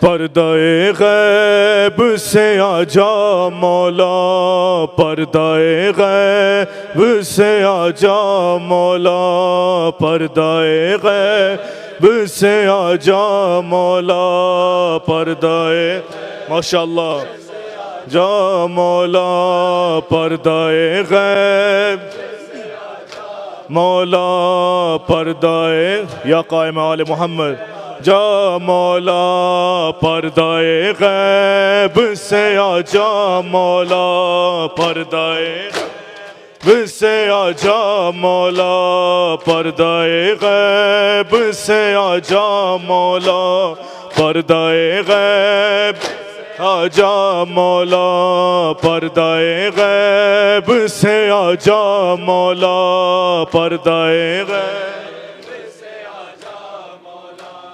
پردہ غیب سے آجا مولا پردہ غیب مولا پردہ غیب سے آجا مولا پردہ غیب روز و شب تم کو گواہی دے دے راستہ دیکھ رہے ہیں کب سے ہم عزادار تمہارا مولا پردہ غیب سے آجا مولا پردہ غیب پردہ غیب سے آجا مولا پردہ بلند آواز سے جا مولا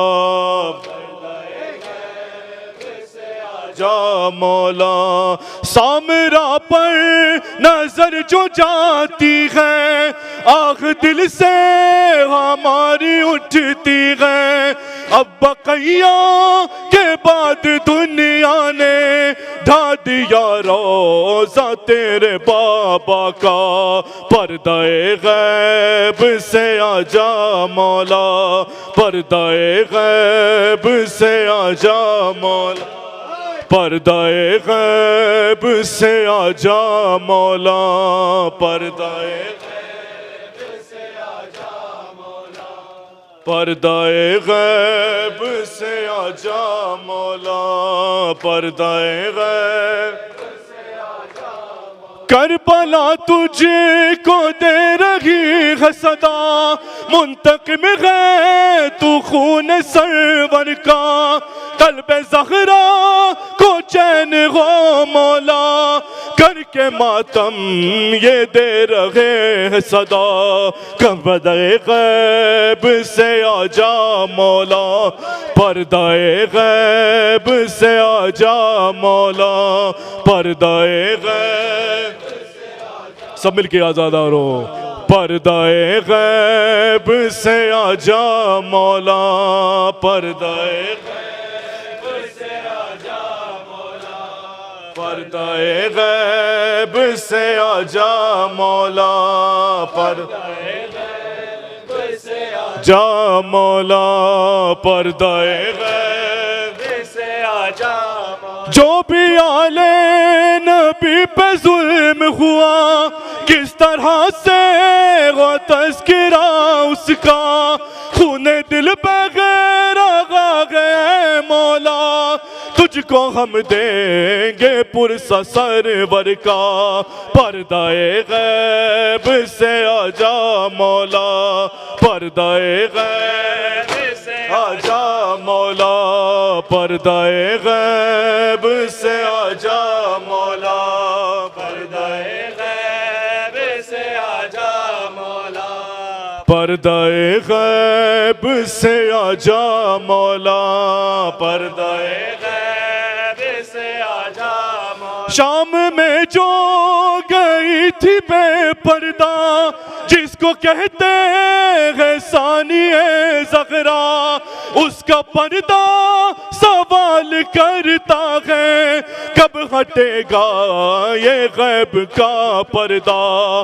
پردہ غیب سے آجا مولا, پردہ غیب سے آجا مولا, پردہ غیب سے آجا مولا, پردہ غیب سے آجا مولا, پردہ غیب سے آجا مولا, پردہ غیب سے آجا مولا.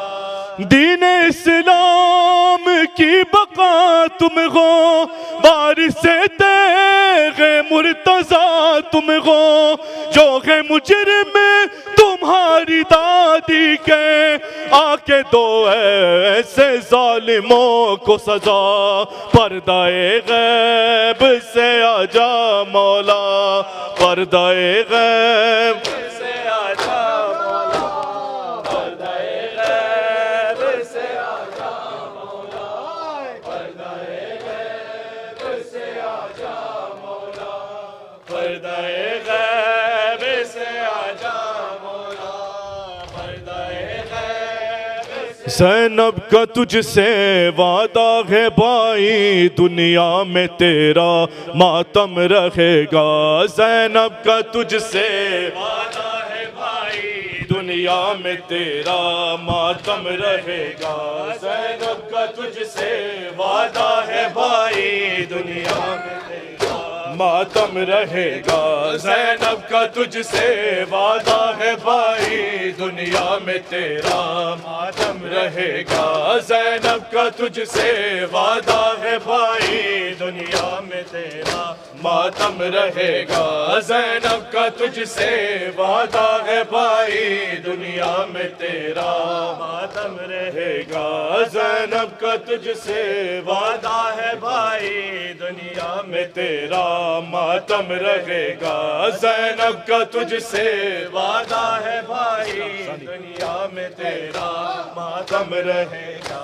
بے وارثی ہو یا بے ردائی, بے وارثی ہو یا بے وداعی دنیا میں تیرا ماتم رہے گا زینب کا تجھ سے وعدہ ہے بھائی دنیا میں تیرا ماتم رہے گا زینب کا تجھ سے وعدہ ہے بھائی دنیا میں تیرا ماتم رہے گا زینب کا تجھ سے وعدہ ہے بھائی دنیا میں تیرا ماتم رہے گا زینب کا تجھ سے وعدہ ہے بھائی دنیا میں تیرا ماتم رہے گا پرچم اٹھا کر غازی کا اپنے پورے کروں گی میں تیرے وعدے پرچم اٹھا کر غازی کا اپنے پورے کروں گی میں تیرے وعدے پورے کروں گی میں تیرے وعدے بابا کریں گے مشکل کشائی دنیا میں تیرا ماتم رہے گا زینب کا تجھ سے وعدہ ہے بھائی دنیا میں تیرا ماتم رہے گا زینب کا تجھ سے وعدہ ہے بھائی دنیا میں تیرا ماتم رہے گا زینب کا تجھ سے وعدہ ہے بھائی دنیا میں تیرا ماتم رہے گا زینب کا تجھ سے وعدہ ہے بھائی دنیا میں تیرا ماتم رہے گا پیغام تیرا مٹنے نہ دوں گی پیاسی رہوں گی پیدل چلوں گی پیغام تیرا مٹنے نہ دوں گی پیاسی رہوں گی پیدل چلوں گی پیاسی رہوں گی پیدل چلوں گی مظلومیت کی بن کر گواہی دنیا میں تیرا ماتم رہے گا زینب کا تجھ سے وعدہ ہے بھائی دنیا میں تیرا ماتم رہے گا زینب کا تجھ سے وعدہ ہے بھائی دنیا میں تیرا ماتم رہے گا زینب کا تجھ سے وعدہ ہے بھائی دنیا میں تیرا ماتم رہے گا بیٹوں کا ماتم اس دن کروں گی چہلم تمہارا جب کر چکوں گی بیٹوں کا ماتم اس دن کروں گی چہلم تمہارا جب کر چکوں گی چہلم تمہارا جب کر چکوں گی میں نے یہی ہے منت اٹھائی دنیا میں تیرا ماتم رہے گا زینب کا تجھ سے وعدہ ہے بھائی دنیا میں تیرا ماتم رہے گا زینب کا تجھ سے وعدہ ہے بھائی دنیا میں تیرا ماتم رہے گا زینب کا تجھ سے وعدہ ہے بھائی آخری پرسا تیرا ماتم رہے گا ہر گھر میں ہوگا اب تیرا ماتم ہر روز ہوگا مثل محرم میں ہر گھر میں ہوگا اب تیرا ماتم ہر روز ہوگا مثل محرم ہر روز ہوگا مثل محرم دیکھے گی اب تو ساری خدائی دنیا میں تیرا ماتم رہے گا زینب کا تجھ سے وعدہ ہے بھائی دنیا میں تیرا ماتم رہے گا زینب کا تجھ سے وعدہ ہے بھائی دنیا میں تیرا ماتم رہے گا زینب سے تجھ سے وعدہ ہے بھائی دنیا میں تیرا ماتم رہے گا الوداع ماتم الوداع یا سیدی الوداع یا سیدی الوداع یا شہید الوداع یا حسین الوداع یا مظلوم الوداع یا سیدی الوداع یا حسین الوداع یا عباس الوداع یا سیدی الوداع یا حسین الوداع یا شہید یا حسین یا حسین یا حسین یا حسین یا حسین یا حسین یا حسین محمد وآل محمد صلوات.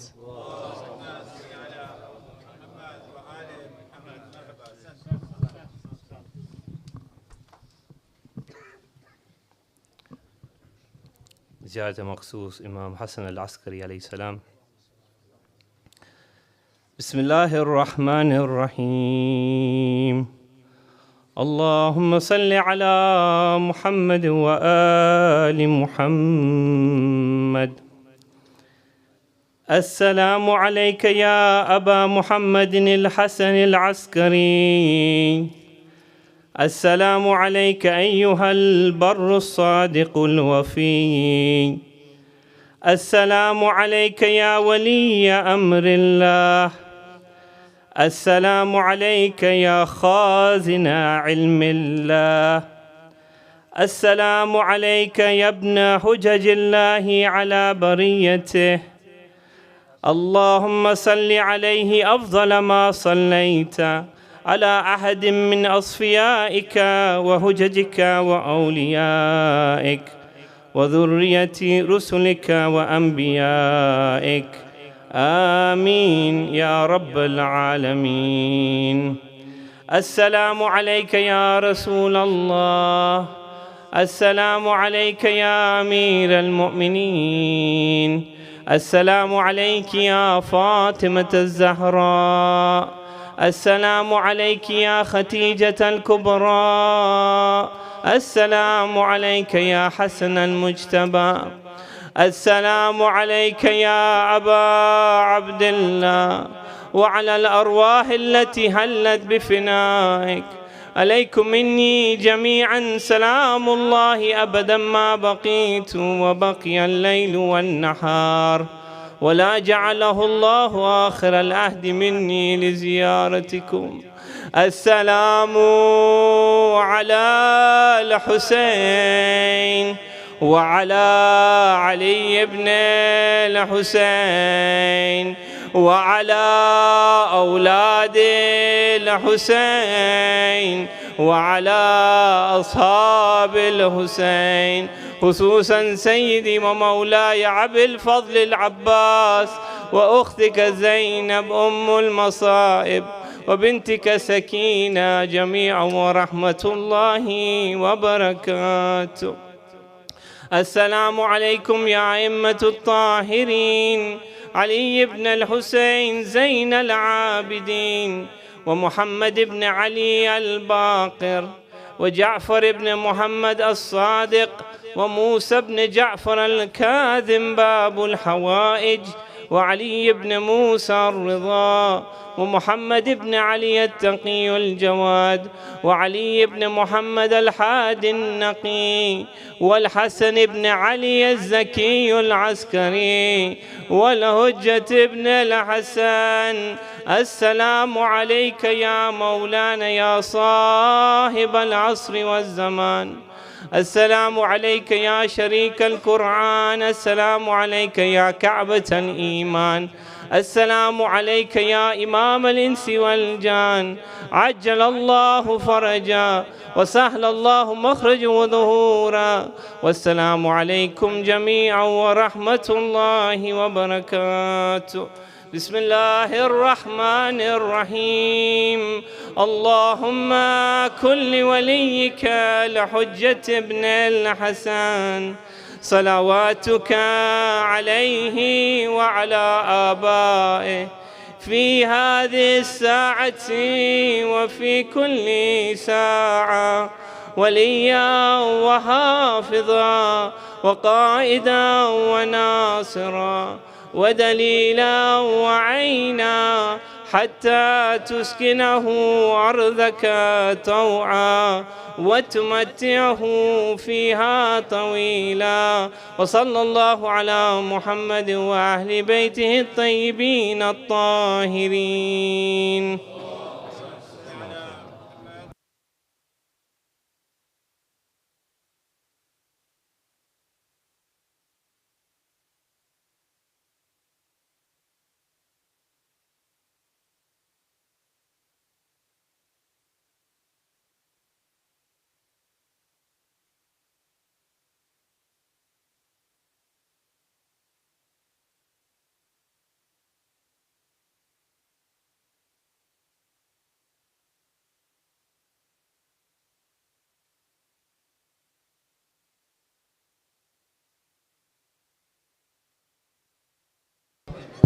Brothers, please be seated so the volunteers can serve the tabarruk safely. Please be seated.